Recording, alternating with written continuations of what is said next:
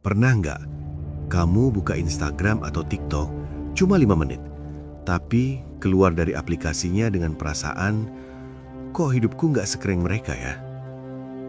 Teman seumuranmu udah diterima kampus impiannya. Ada juga yang udah diwisuda, beberapa udah bekerja menghasilkan gaji sendiri.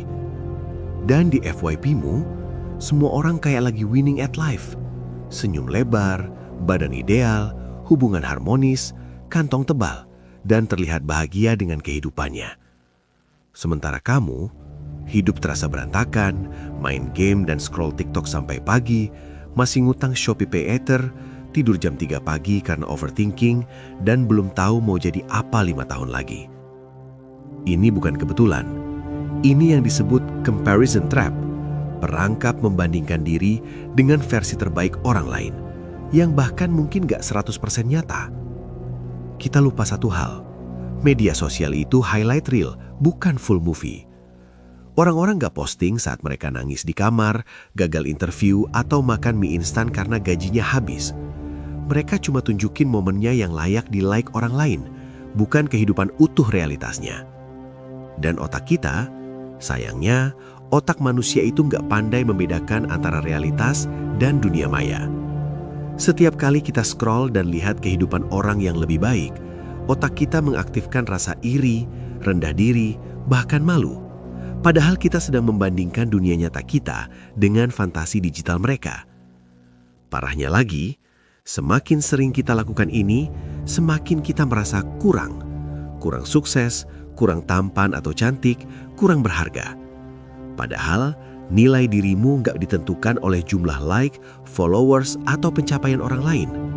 Jadi, gimana caranya keluar dari perangkap ini? Pertama, batasi waktu scroll. Coba matikan notifikasi media sosial atau gunakan fitur screen time limit. Kedua, tanya diri sendiri, apa yang benar-benar aku butuhkan sekarang? Inspirasi, motivasi, atau sekedar pelarian? Kalau cuma pelarian, mungkin lebih baik istirahat sejenak, tarik nafas, dan kembali ke duniamu sendiri. Tapi jangan sampai terlena ya, harus tetap lanjut menjalani kehidupanmu yang nyata. Ketiga, ingatkan dirimu, aku ini sedang di chapter hidupku sendiri.